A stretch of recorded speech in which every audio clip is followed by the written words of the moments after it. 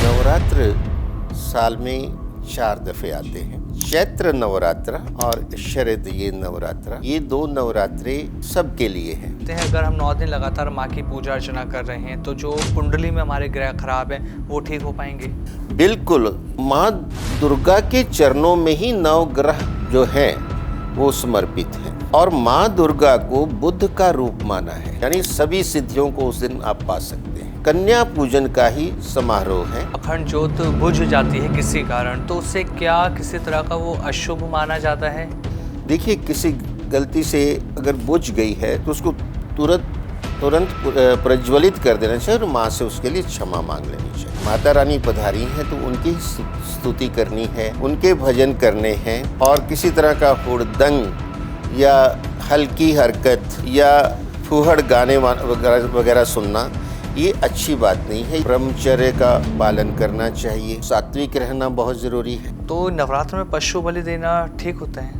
वो तांत्रिक हैं, उनकी अपनी विद्या है, वो उस हिसाब से दे रहे हैं। नमस्कार, कैसे हैं आप सभी? स्वागत है आपका हमारे पॉडकास्ट में। मैं हूं आपके साथ आमिर। आज एक फिर नया पॉडकास्ट आप सभी के लिए हम लेकर आए हैं। आज का पॉडकास्ट भी अलग है क्योंकि आज के पॉडकास्ट में हम बात करने वाले हैं नवरात्र को लेकर। ये पॉडकास्ट नवरात्र स्पेशल है, इसमें बात होने वाली है नवदुर्गा को लेकर, माँ के 9 रूपों को लेकर। आज इस पूरे पॉडकास्ट में हम बात करने वाले हैं और आपको इस पॉडकास्ट में ऐसे ऐसे रेमेडीज भी दी जाएंगी जिन्हें कर आप जीवन की हर परेशानी को, पैसे के फ्लो की जो तंगी है उसको भी दूर कर सकते हैं। जो भी दिक्कतें आएंगी इस पॉडकास्ट में आप उससे दूर कर पाएंगे क्योंकि आज के जो हमारे गेस्ट हैं आपके पसंदीदा गेस्ट हैं जिन्हें लगातार आप सुन रहे हैं। हमारे पॉडकास्ट में हम 2 पॉडकास्ट उनके साथ कर चुके हैं। ये हमारा तीसरा पॉडकास्ट है डॉक्टर राकेश कथुरिया सर के साथ। सर, बहुत बहुत स्वागत है आपका। नमस्कार सर। नमस्कार। और आज के पॉडकास्ट की शुरुआत हम आदि शक्ति जगत माता माँ दुर्गा के चरणों में नमन करते हुए करते हैं। कैसे हैं सर आप? मैं ठीक हूँ, आप लोग कैसे हैं? एकदम बढ़िया है सर। फिर तीसरा पॉडकास्ट है, बहुत मजा आज भी ये आने बहुत वाला है खुशी आपके की बात साथ। है। तो सर, जैसे शुरुआत में बात हुई कि आज हम बात कर रहे हैं शारदीय नवरात्र को लेकर, तो शारदीय नवरात्र क्या है? पहले तो आपसे हम यही जानना चाहेंगे। नवरात्र साल में 4 दफे आते हैं। चैत्र नवरात्र और शरद ये नवरात्र, ये 2 नवरात्रे सबके लिए हैं, स्पेशली जो गृहस्थ हैं।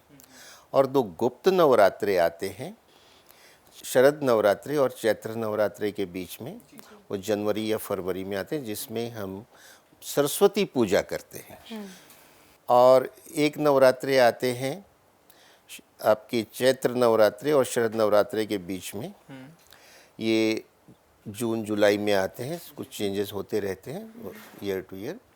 और ये नवरात्रे भी गुप्त नवरात्रे हैं जो कि साधु सन्यासियों के लिए होते हैं, जो 10 महाविद्याओं की आराधना के लिए भी है। हाँ जी, 10 महाविद्या की आराधना के लिए भी गुप्त नवरात्रे होते हैं साधु सन्यासियों के लिए। और गृहस्थों के लिए जो ये शरदीय नवरात्रे हैं, जैसा नाम से ही पता लग रहा है कि ये ऋतु का परिवर्तन भी है। और ये अश्विनी शुक्ल पक्ष से प्रतिपदा से शुरू होते हैं। जैसे ही श्राद्ध पक्ष समाप्त होता है अमावस्या को, महालय, उससे नेक्स्ट डे नवरात्रे प्रारंभ हो जाते हैं और 9 दिन तक चलते हैं। और इनकी समाप्ति पे विजयदशमी दशहरा पर्व आता है। और इस बार जो ये नवरात्रे हैं 3 अक्टूबर गुरुवार से प्रारंभ हो रहे हैं और 12 अक्टूबर तक चलेंगे। और 12 को ही दशहरा भी है। 9वीं और 10वीं तिथि की ओवरलैपिंग है। इसमें दुर्गा के 9 रूपों की पूजा की जाती है। प्रथम दिन होता है माँ शैलपुत्री का, दूसरे दिन माँ ब्रह्मचारिणी, तीसरे दिन माँ चंद्रघंटा, चतुर्थ दिवस में होता है माँ कुष्मांडा, पंचम में माँ स्कंद माता, षष्ठम में माँ कात्यायनी, सप्तम में माँ कालरात्रि, अष्टम में माँ महागौरी और नवम में माँ सिद्धिदात्री। यानी सभी सिद्धियों को उस दिन आप पा सकते हैं, नाम से ही क्लियर है। और ये नवरात्रों में गृहस्थ को पूरा सात्विक रहना होता है। घर में नॉन वेज प्याज, लहसुन, अंडा, शराब, इन सब से दूर रहना है, ब्रह्मचर्य का पालन करना है और विधि रूप से माँ दुर्गा की पूजा करनी है। और उसमें जो मुख्य पुस्तक है दुर्गा सप्तशती है जी। और उसमें 13 अध्याय हैं। उन 13 अध्यायों का आप रोज़ प्रतिदिन पूर्ण सप्तशती का पाठ कर सकते हैं या संकल्प करके 9 दिन में पूरा कर सकते हैं, जैसा आपका समय आपको अलाउ करता है और उस हिसाब से इसको करना है। और ये शक्ति की पूजा का सर्वश्रेष्ठ पर्व है और इसको करने से आपको हर तरह की सुख, शांति, समृद्धि मिलती है। और माँ दुर्गा को बुद्ध का रूप माना है, तो ये एक तरह से कन्या पूजन का ही समारोह है। और अष्टमी तिथि को हम लोग कन्या पूजन करते हैं, जिसमें छोटी बालिकाएं जो 8-9 साल से छोटी होती हैं, जी। 8 बालिकाएं और एक छोटा बालक। जो छोटा बालक है वो काल भैरव का रूप माना जाता है, क्योंकि माता की पूजा जब तक आपने भैरव बाबा की पूजा नहीं की वो संपूर्ण नहीं होती है। जी। ये आपको ध्यान रखना है। तो ये है शारदीय नवरात्रों का महत्व और इसको आप पूर्णतः सात्विक तरीके से करें। और घट स्थापना जो है इसकी प्रतिपदा को होती है, शुभ मुहूर्त में की जाती है। सर, जैसे अभी हमने आपसे समझा और हम सभी जानते हैं कि नवरात्रि में माँ के 9 दिव्य स्वरूपों की पूजा की जाती है, तो 9 दिव्य स्वरूपों की ही पूजा क्यों? 10 क्यों नहीं, 11 क्यों नहीं या 8 क्यों नहीं? क्योंकि माँ दुर्गा के 9 रूप ही प्रमुख हैं, नव दुर्गा कहा जाता है। जी। और इन 9 रूपों की पूजा ही गृहस्थ को करनी चाहिए और इससे उसको सारे सुख, समृद्धि, सिद्धियां सब मिलती हैं। तो इसलिए गृहस्थ को ज़्यादा उलझन में ना डाल के ये हमारे ऋषि मुनियों ने 9 दुर्गा पूजन का ही महत्व बताया है।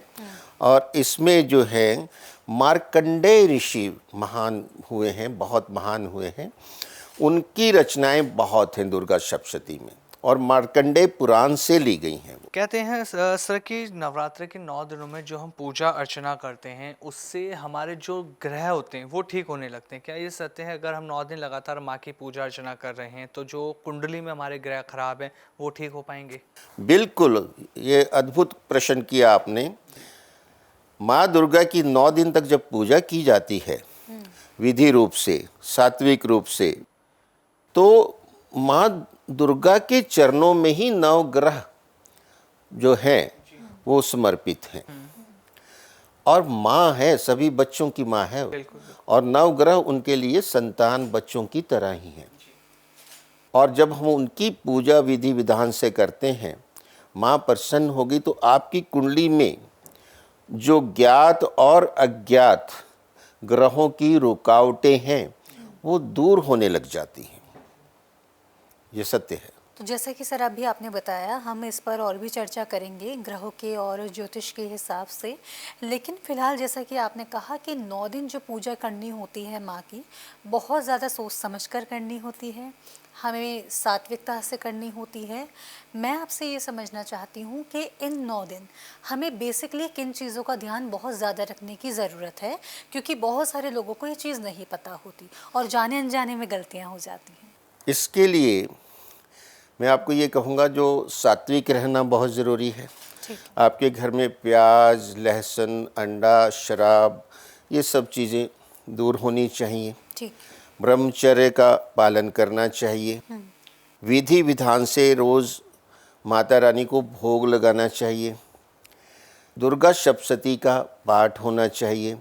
और अष्टमी या नवमी के दिन अलग अलग परिवार अलग अलग दिन करते हैं। कुछ लोग अष्टमी को करते हैं, कुछ नवमी को करते हैं। कन्या पूजन होना चाहिए। किसी को झूठ नहीं बोलना, किसी का अपमान नहीं करना, महिलाओं का बहुत सम्मान करना और किसी से किसी तरह की चीटिंग नहीं करना। इन चीज़ों का बहुत ध्यान रखना है। अगर ये कर लिया तो मल्टीप्लाई होकर इसका नेगेटिव इफेक्ट आप पे आता है। सर एक चीज़ मैं इसमें और ऐड करना चाहूँगी, जब नवदुर्गा शुरू होते हैं तो एक अखंड दीप जलाया जाता है, अखंड जोत जलाई जाती है, और ये भी कहा जाता है कि उसको अकेले हमें नहीं छोड़ना है, हमेशा कोई ना कोई वहाँ पर रहता है, अगर मंदिर अलग बना है तो, अन्यथा घर में है तो फिर उसके हिसाब से। और कभी भी जहाँ पर माता रानी विराजमान होती हैं उस घर के या उस कमरे के कपाट बंद नहीं किए जाते हैं, क्या कारण है? नहीं, ये बिल्कुल सही कारण है। जब प्रतिपदा को घट स्थापना की जाती है, अखंड ज्योत प्रज्वलित की जाती है, जी। वो ज्योत ना बुझे उसको वॉच करना होता है और उसमें समय पे देसी घी डालते रहना है। ठीक है। अब माता का आह्वान किया है आपने, जो कलश स्थापना की, अखंड ज्योत जलाई, ये माता का आह्वान किया आपने। जी। अब आपके घर में कोई गेस्ट आया है, आप वो अकेला बैठे और आप सोने चले गए, यूं समझिए। अब माता का आह्वान किया तो माता के सामने कोई रहना चाहिए। तो जनरली ये देखा गया है कि जिस रूम के अंदर माता रानी की स्थापना की जाती है, दिन भर तो वहाँ कोई ना कोई रहता है, जी। लेकिन रात्रि में भी घर का एक सदस्य वहाँ सोता है जी। और बीच बीच में रात को उठ के देखता है घी कम तो नहीं हो गया, घी डालता है। जब भी उठता है माँ को नमस्कार करता है, ताकि माँ हम आपकी सेवा में हैं, आप हमारे आह्वान पे हमारे घर 9 दिन के लिए पधारी हैं, हम आपको पूरी तवज्जो दे रहे हैं, पूरी तरह से अटेंड कर रहे हैं। नहीं तो माँ को अच्छा तो नहीं लगेगा अगर आप अकेला छोड़ के चले जाते। तो इसलिए उनके सामने किसी न किसी के पारिवारिक सदस्य का रहना बहुत शुभ और अच्छी बात है। और अगर सर जैसे अखंड ज्योत की भी बात करी है, अखंड ज्योत बुझ जाती है किसी कारण, तो उससे क्या किसी तरह का वो अशुभ माना जाता है? देखिए, किसी गलती से अगर बुझ गई है तो उसको तुरंत प्रज्वलित कर देना चाहिए और माँ से उसके लिए क्षमा मांग लेनी चाहिए।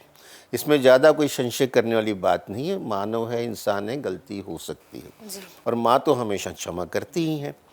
पर हाँ, फिर भी हम अगर अलर्ट रहें तो वो नहीं बुझती है। और इसीलिए रात को कोई व्यक्ति परिवार का वहाँ सोता है और रात में 2-3 बार उठ के देखता है, हालांकि सोने से पहले उसको पूरा फिलअप कर दिया जाता है देसी घी से, फिर भी जब भी रात को उठेगा देखेगा थोड़ा कम हो गया, उतना घी और डाल देगा। मतलब पूरा खाली होने की वेट कभी नहीं की जाती, जैसे थोड़ा सा कम हुआ घी डाल दिया जाता है।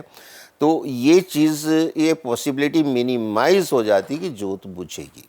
जैसे भी आपने एक बात और कही थी अभी पिछले आंसर में जो आपसे सुन रहे थे, आपने कहा कोई अष्टमी पूजता है, कोई नवमी पूजता है, तो ऐसा क्यों है? क्या ये हमारे ग्रंथ से हमें पता लगता है कि हमें अष्टमी पूजनी चाहिए या हमें नवमी पूजनी चाहिए? ये हर एक की पारिवारिक परंपरा है। कुछ परिवार जो हैं अष्टमी को पूजन कर लेते हैं, और क्योंकि अष्टमी जो है जो महागौरी का रूप है और नवमी सिद्धिदात्री का रूप है, तो कुछ परिवार जो हैं अपनी परंपरा से नवमी को ही पूजन करते हैं क्योंकि अंतिम दिवस होता है जी। और जो है हवन करते हैं। लेकिन दुर्गा सप्तमी में ये भी आता है कि अष्टमी के दिन मैं छोटी छोटी कन्याओं में होती। अच्छा। अष्टमी वाले दिन ये दुर्गा सप्तमी में आता है। अच्छा। तो इसमें दोनों ऑप्शन ओपन हो जाती हैं कि भाई अष्टमी को माता रानी छोटी छोटी बच्चियों में है और नवमी को माता रानी के जो नवरात्रे हैं वो संपूर्ण हो रहे हैं, तो संपूर्ण वाले दिवस में भी हम बच्चियों को जो है पूजा कर सकते हैं, कन्या पूजा कर सकते हैं, उनको भोजन दे के और कुछ गिफ्ट दे के उनका आशीर्वाद ले सकते हैं। लेकिन एक चीज़ का ध्यान रखना है, जी। जब भी कन्या पूजन के लिए हम छोटी बच्चियों को घर पे बुलाते हैं, उनके चरण धोने हैं। अच्छा। चरण पूछ के उनको अच्छे आसन पे बैठाना है, उनका तिलक करना है, उनके हाथ में रौली बांधनी है और जाते वक्त उनको दक्षिणा दे के चरण स्पर्श करके आशीर्वाद जरूर लेना है। आप देखिए इससे चमत्कार होते हैं।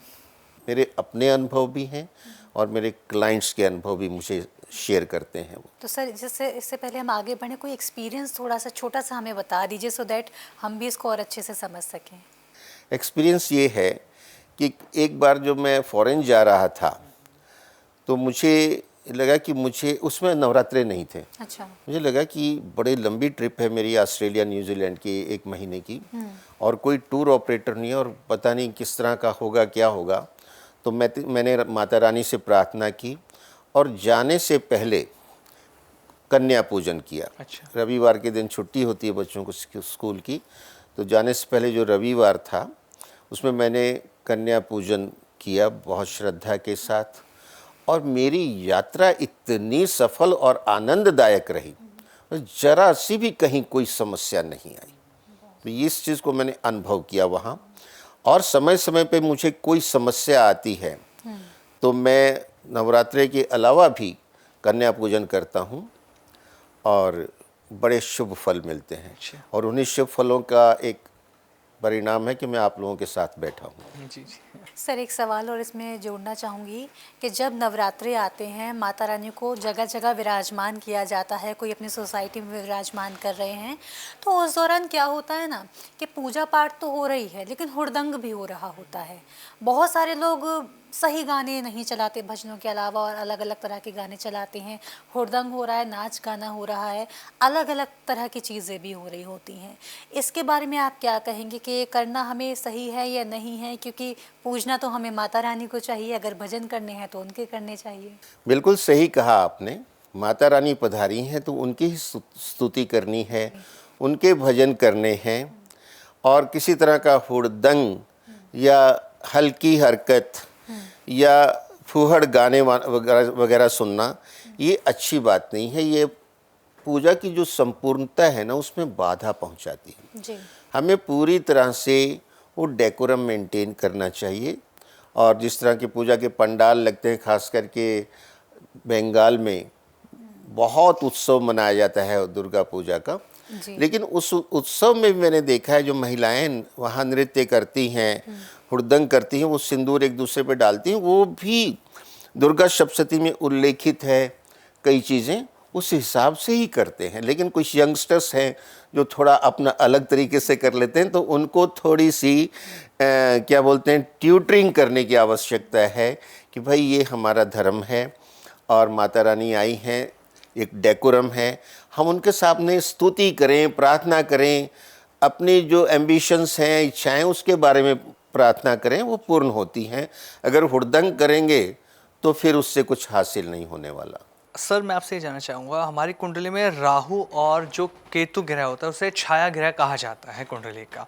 अगर किसी के ये दोनों ग्रह खराब हो जाते हैं तो क्या नवरात्र में हम किसी माँ की पूजा कर कर इन दोनों ग्रह को ठीक कर सकते हैं? बिल्कुल।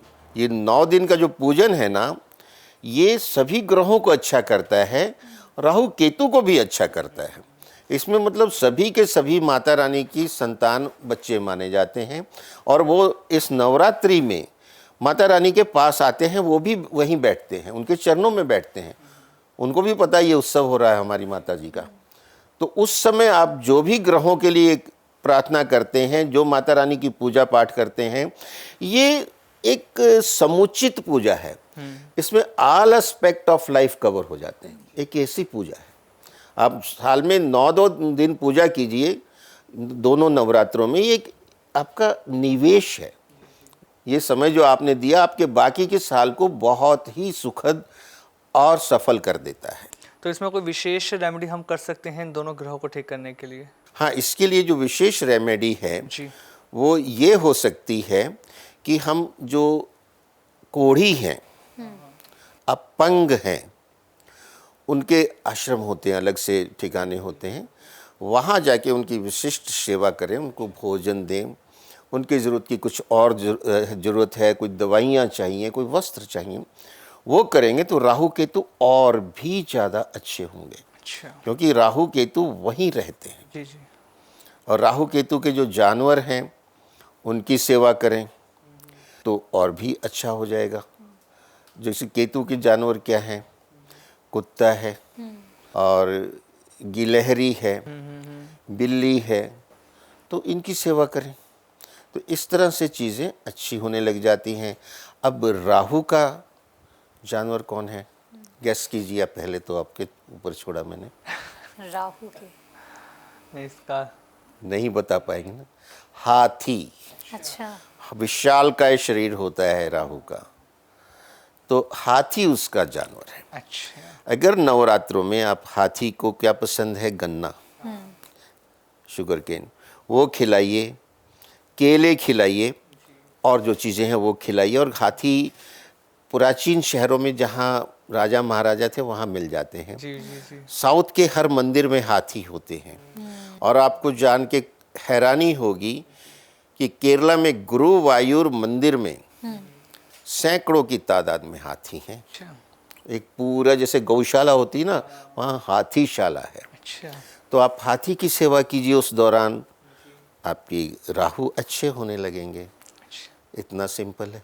सर, माता रानी बहुत आसानी से प्रसन्न हो भी जाती हैं लेकिन नाराज़ भी बहुत जल्दी हो जाती हैं।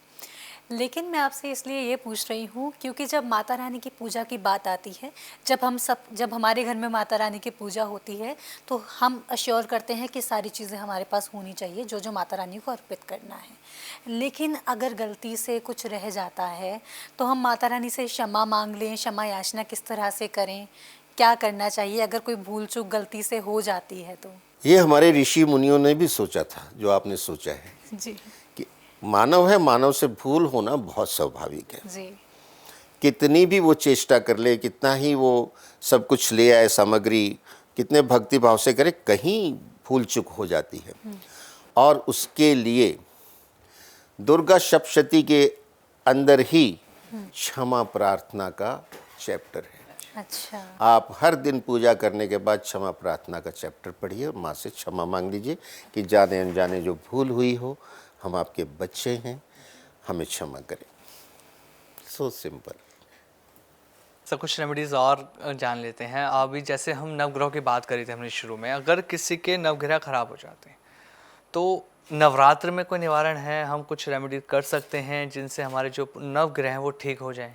देखिए, ग्रह भी 9 हैं, रात्रि भी 9 हैं, कोरिलेशन तो बहुत सीधा सीधा जी है। जी जी।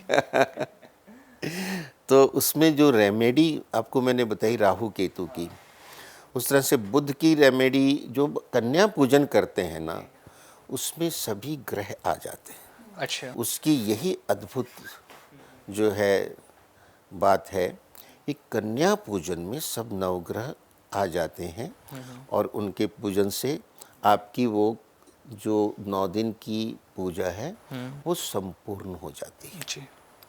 सभी ग्रह उसमें आ जाते हैं। अच्छा। अलग अलग टोटके बताए जाते हैं कि चौराहे पे ये छोड़ाओ वो छोड़ाओ, ठीक है, उनकी मान्यता होगी।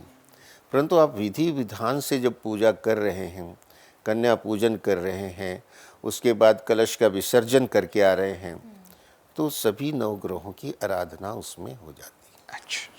जैसे कि अभी आपने बताया सर, कलश स्थापना की जब बात आती है तो उसमें कुछ गेहूं हम अलग से वो बनाते हैं और फिर वो बन जाते हैं, मतलब उग जाते हैं, तो उसको भी हम विसर्जित करने के लिए जाते हैं। इसको बोलते क्या है वैसे? देखिए, ये जो इसको बोलते हैं खेती करना। अच्छा, खेती। और उसमें गेहूं नहीं, जौ डाले जाते हैं मिट्टी अच्छा। में। फिर जौ क्यों डाले जाते हैं? मैंने कहा ना, ये राहु के। राहु का ग्रह। जब वो उगता है तो उसका रंग हरा हो जाता है, जी। बुध। तो वो बुध हो गया। जी।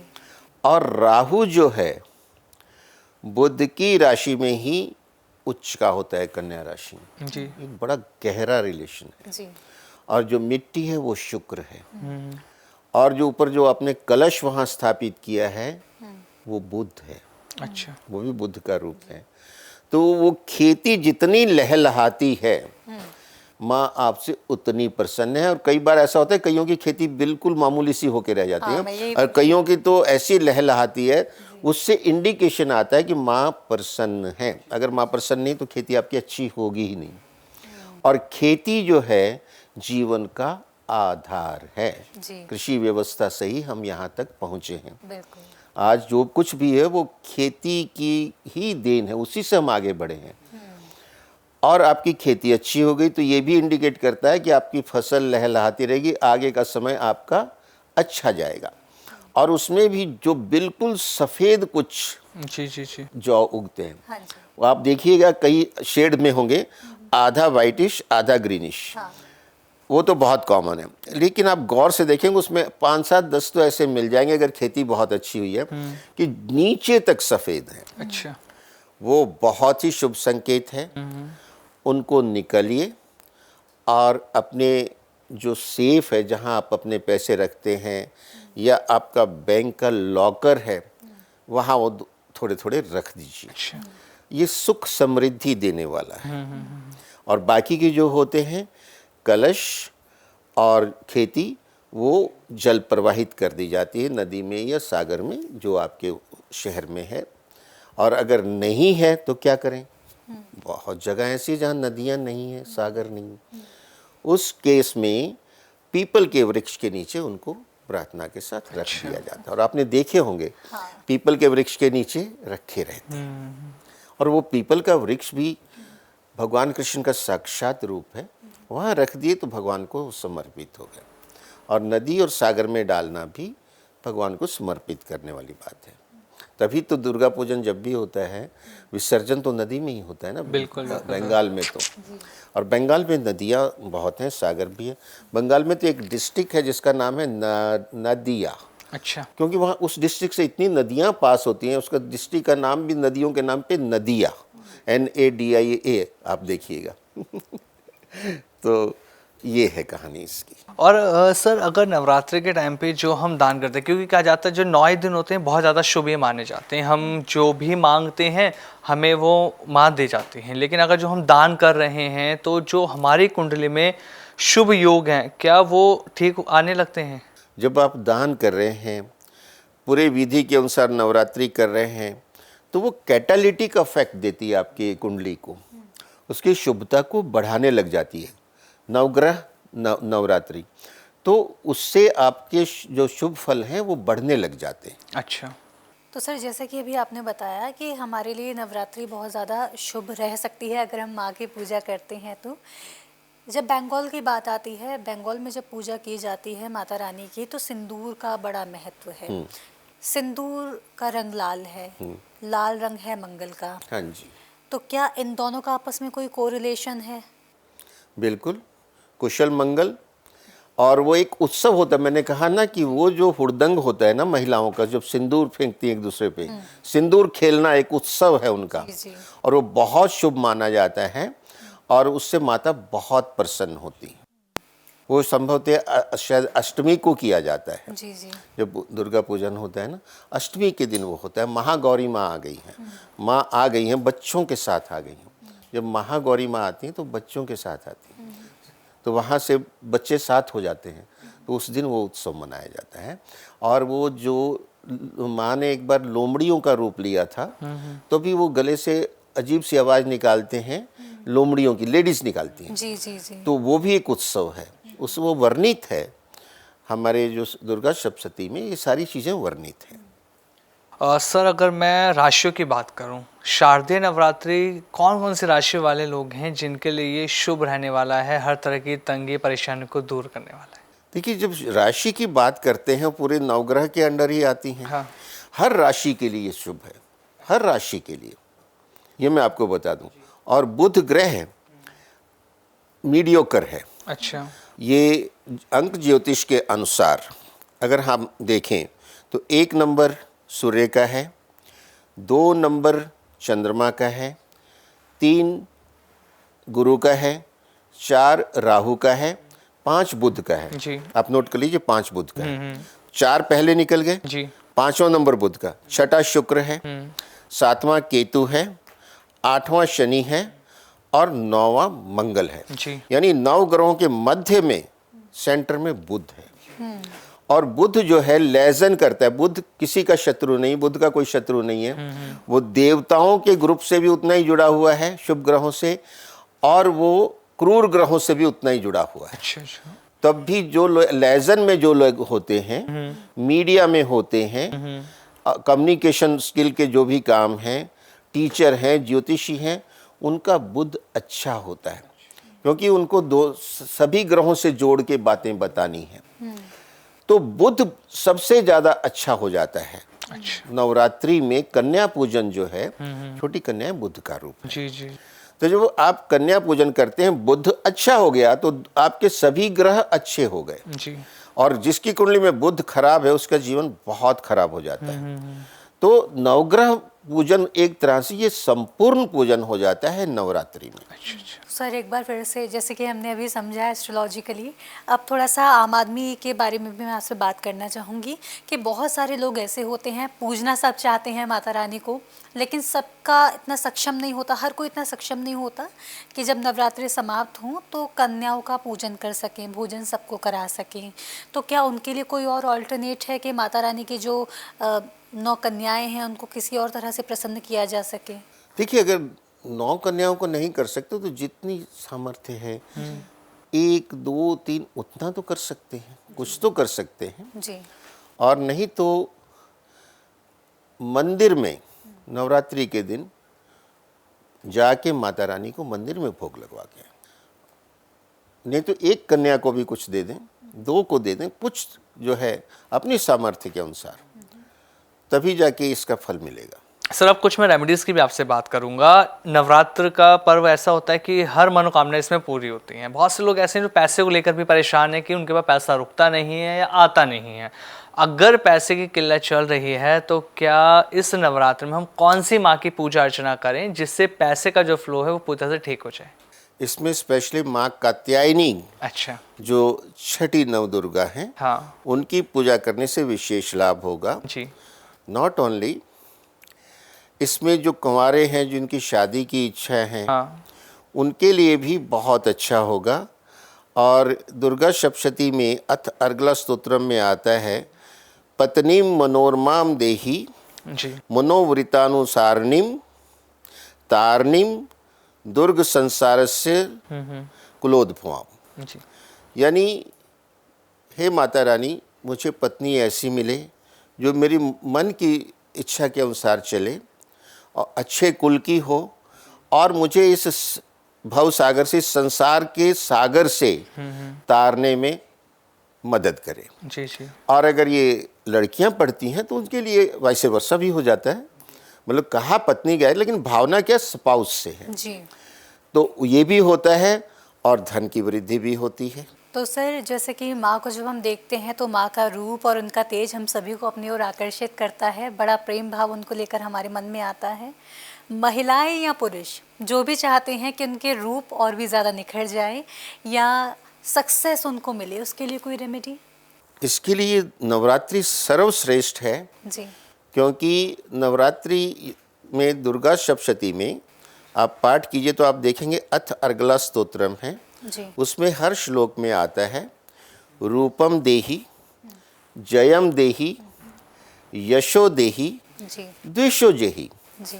यानी हे माँ, मुझे रूप दीजिए, सुंदरता, यश दीजिए ताकि यश कीर्ति होगी, जयम देहि मतलब मेरी जीत हो, मुझे सफलता मिले। जीत का मतलब कोई युद्ध नहीं है, हाँ जी। जीवन के क्षेत्र में, हर क्षेत्र में मुझे सफलता मिलती जाए। द्वेषो जेहि, जो मेरे दुर्गुण हैं, जो ये क्रूरता है, क्रोध है, द्वेष है, ये सब दूर हो जाए। तो आप देखिए कि जो आप चाहती हैं वो इसमें भरा पड़ा है।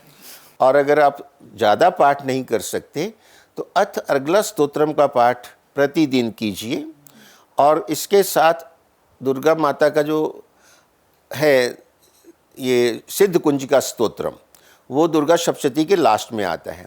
उसमें भगवान शिव माँ पार्वती को ये रहस्य बताते हैं सिद्ध कुंजिका स्तोत्र में, और बताते हैं कि अगर आपके पास समय नहीं है तो आप सिर्फ सिद्ध कुंजिका स्तोत्र का रोज पाठ कर लीजिए, पूरी दुर्गा सप्तशती के पाठ का शुभ फल आपको प्राप्त हो जाएगा। अच्छा।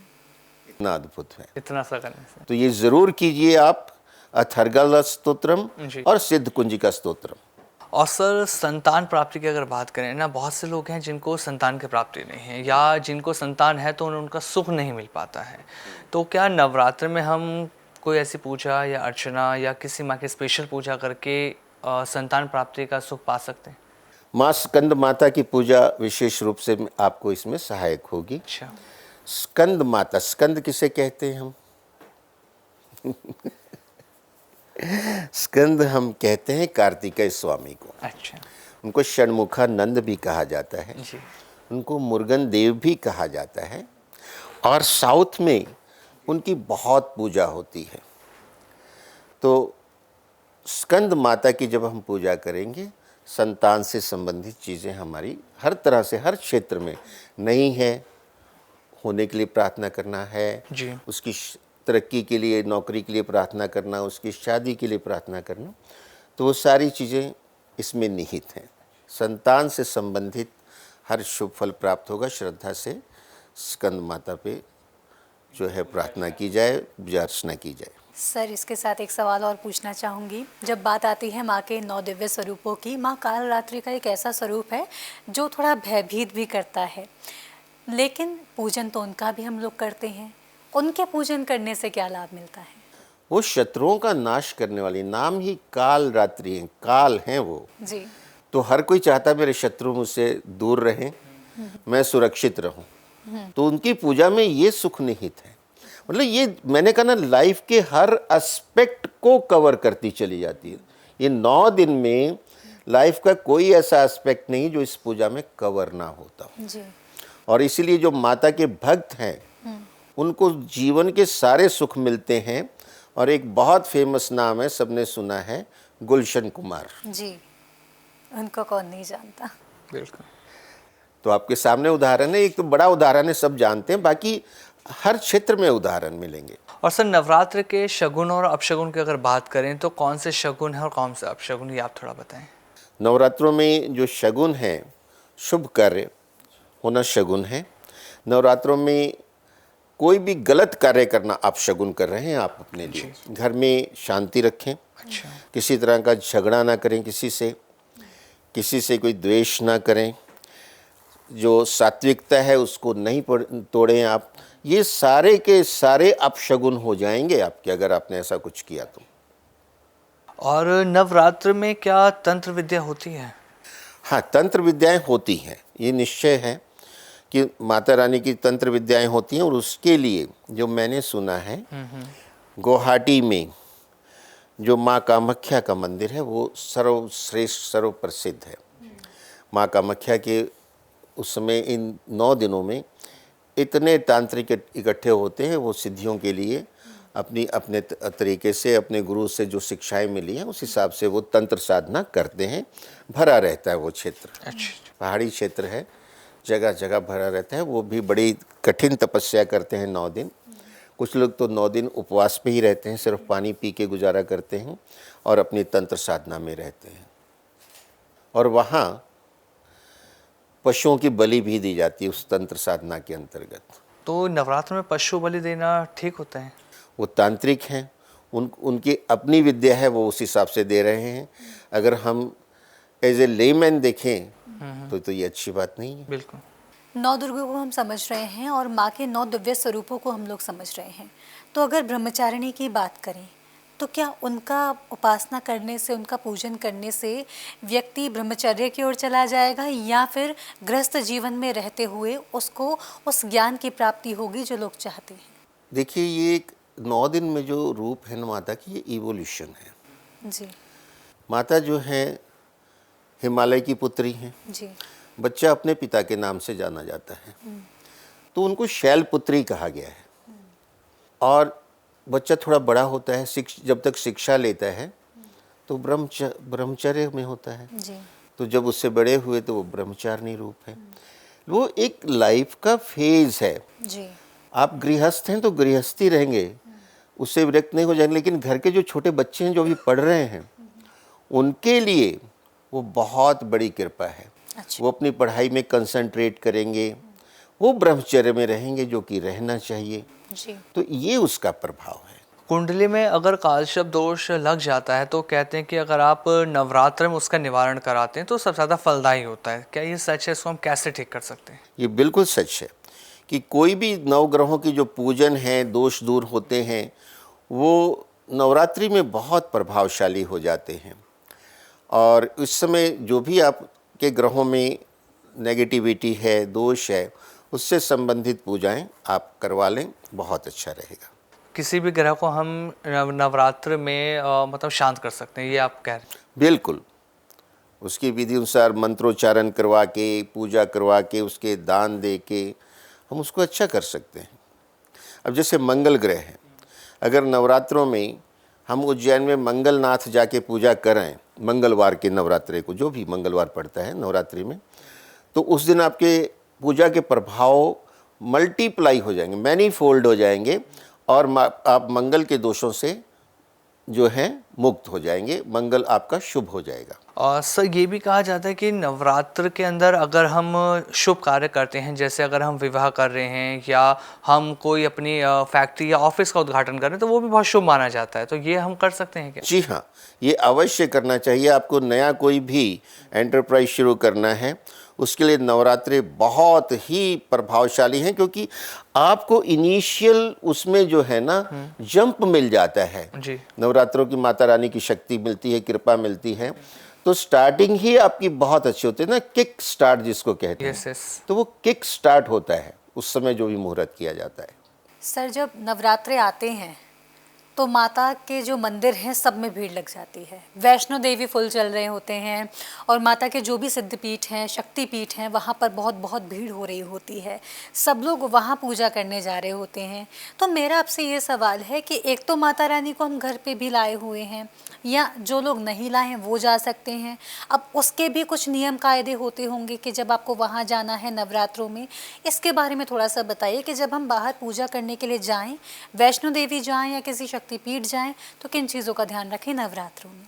देखिए, पहली बात तो ये है कि नवरात्रि में हम घर में स्थापना करते हैं माता रानी की, जी तो पूरा परिवार नहीं जा सकता है। जी एक दो जने तो घर में रहने चाहिए, बाकी जो घर का मुखिया है वो चला जाए या कोई और सदस्य चला जाए, और पूरी सात्विकता का पालन करते हुए, पूरे ब्रह्मचर्य का पालन करते हुए और सदाचार का पालन करते हुए माता रानी के दरबार में दर्शन करके प्रार्थना करके आए। और इस समय उनसे गलती से भी किसी का अहित या बुरा नहीं होना चाहिए। सर मेरा आखिरी सवाल आपसे ये है कि अगर नवरात्रों के व्रत के दौरान जो भी व्यक्ति व्रत रख रहा है 9 दिन माँ के, अगर उससे किसी तरह की कोई गलती उसमें हो जाती है तो उसको कैसे ठीक किया जा सकता है? देखिए, वो हमने पहले भी बात की कि उसके लिए क्षमा प्रार्थना का अध्याय है। जान के तो कोई गलती करेगा नहीं, अनजाने में ही होती है। जी। तो अगर वो होती है तो मैंने कहा रोज़ क्षमा प्रार्थना का पाठ करना है 9 के 9 दिन, तो वो गलती आपकी काउंटर वो बैलेंस व्रत खंडित नहीं माने जाते। हाँ, तो वो आपकी क्षमा याचना माता रानी सुनती है, और उसका प्रोविजंस दुर्गा सप्तशती के अंदर ही दिया है। और मैंने देखा है गीता प्रेस गोरखपुर की जी। दुर्गा सप्तशती बिल्कुल शुद्ध है, अच्छा। उसमें कहीं कुछ चेंज नहीं है, कोई गलती नहीं है। तो जो भी लोग अगर शुद्ध रूप से पढ़ना चाहते हैं तो मैं उनको यही सलाह दूंगा कि यही पुस्तक खरीदी जाए। जी जी सर, बहुत बहुत धन्यवाद इस पॉडकास्ट में, जो पूरे पॉडकास्ट में आज हमने बात करी नवरात्रि को लेकर, 9 स्वरूपों को लेकर जो हमने बात करी, आपने जिस तरीके से हमें समझाया और जो रेमेडीज़ आपने बताई, बहुत सराहनीय सर। बहुत बहुत धन्यवाद सर आपका इस पॉडकास्ट आप लोगों का भी बहुत बहुत धन्यवाद। माता रानी सब पे कृपा रखें, खुशियाँ बरसाएं। जय माता दी। जय माता दी। तो आज के इस पॉडकास्ट में जो हमने बात करी डॉक्टर राकेश कथुरिया सर से, नवरात्र को लेकर हमने बात करी है, नव दुर्गा के बारे में हमने इसमें बात करी। बहुत सारे ऐसे रेमेडी आपको बताई गई हैं जिन्हें कर इस नवरात्र में आप कामयाब हो सकते हैं। पैसे की भी अगर किल्लत है तो वो भी आपकी दूर हो सकती है। और अगर आप सर से ज्योतिषीय परामर्श लेना चाहते हैं, अपनी कुंडली दिखाना चाहते हैं, तो आप संपर्क कर सकते हैं। डिटेल्स आपके डिस्क्रिप्शन में हमने दे रखी, स्क्रीन पर भी आपके फ्लैश हो रहे हैं, नंबरों पर कॉल करके आप सर से अपॉइंटमेंट ले सकते हैं। तो आज के हमारे इस पॉडकास्ट में इतना ही। अगले पॉडकास्ट में फिर मिलेंगे एक नए मेहमान के साथ और एक नई जानकारी के लिए साथ। तब तक के लिए नमस्कार।